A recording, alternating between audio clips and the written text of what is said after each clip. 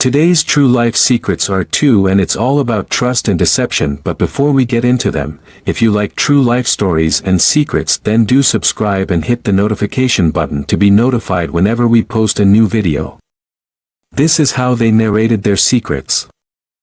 My name is Kofi Mensah. I was staying with my mother and siblings until I traveled to Italy for greener pastures.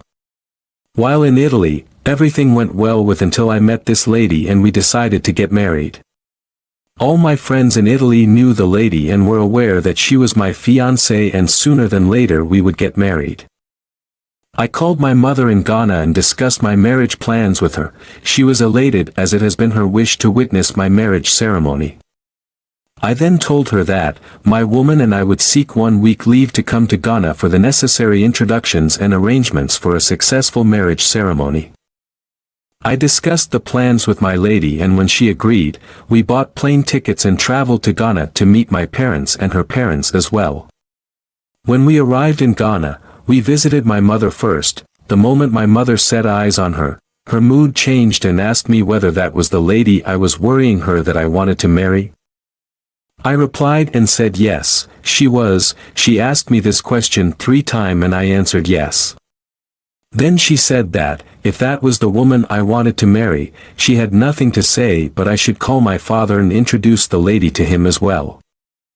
If my father agreed, then I could go ahead. In fact, I got confused and worried at her comment. I started wondering what was happening. Before sending my lady to see my father, I decided to ask some pastors I knew to determine what was going on, because I was not happy with my mother's response. When I asked these pastors, they concluded that my mother had married me spiritually. That was why she wasn't in favor with my lady and doesn't want me to marry her. I couldn't agree with them, because my mother was a single parent who had taken good care of my siblings, and I didn't believe what those pastors said. I then concluded that if my mother wanted me to send the lady to my father, then I would. But before we went to see my father, my lady and I went to see her parents, and from her parents' place, we went to see my father. The moment my father saw my lady, he called her name, and my lady in shock dropped her bag and shouted, "Jesus!" I turned and asked my lady whether she knew my father anywhere and how came my father knew her name. But my lady said nothing. She only picked her bag and run out of the house. I ran after her, calling her to come back, but she ran so fast and got away. I then returned to my father and asked him to explain to me what just happened, but he sent me back to my mother and asked to listen to whatever she would tell me. At this point, I was more than confused, because I didn't have a clue to what was going on. I went to my mother as instructed by my father. My mother told me that I can't marry the lady, and I asked her why, because she just met the lady, so why can't I marry her? Then my mother said that it was through this lady that life became difficult for my siblings and that because of this lady, my father divorced her. My father impregnated and had a child with her. In short, my lady once dated my father, and because of her, my father left my mother. In addition, she got pregnant and had a baby with my father. That was why my father recognized her when he saw her. Interestingly, when I met my lady, she told me that she doesn't have a child because she had not married before. As I speak, my lady is pregnant for me too. She is 3 months pregnant, and very soon she would put to bed. Now what should I do? My lady has a child with my father. How could I marry someone who had dated my father before? It can't be. More so, it was because of her we went through unnecessary hardship. What should I do now, because she is pregnant for me as well? I don't know her whereabout now. Though we came back to Ghana from Italy together, she's nowhere to be found. The second story is about a lady called Twumwaa, and this is how she narrated her story. My name is Twumwaa. I grew up with my parents, my mother and father, in a big compound house that my father has built. When I was growing up, I noticed that there was this man in the house, who has stayed in there for a very long time. This man was not married and had no children with him in the house. Anytime my mother cooked, with the consent of my father, they would send me to take some of the food to this man.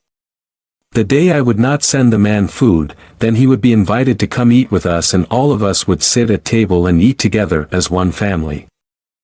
But sometime later, any time I sent food to this man, he would be touching and making advances at me, as if he wanted to sleep with me, but I would ignore him. At that time, I was about 19 to 20 years old. One day, I sent food to this man as usual, and he started touching and holding me to the point that I couldn't control myself, and so he slept with me.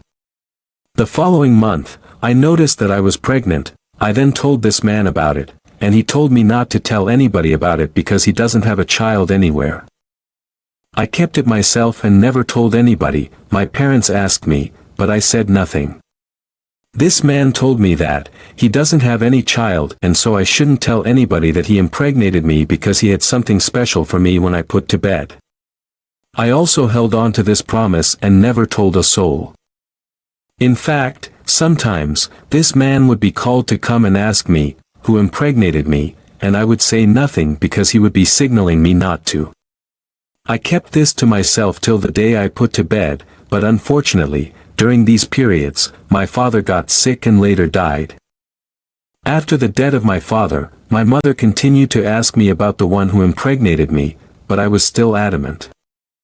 Some few years later, my mother fell sick, and it was on her sick bed when she was about to die, before she told me that, the man I knew as my father was not my biological father but rather my biological father is the man that I have been sending food.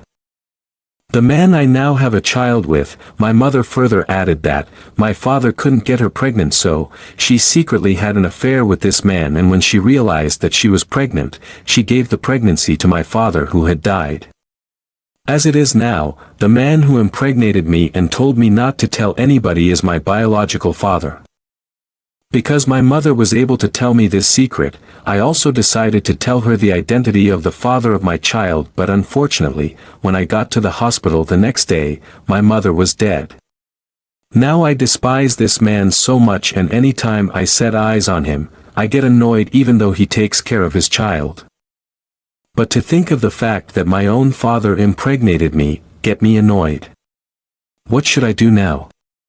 Should I tell him the truth about me as well? Please keep your advice coming. This is the true life secrets of both Twumwaa and Kofi Mensa. Do leave your comments in the section below and don't forget to subscribe. See you in the next video.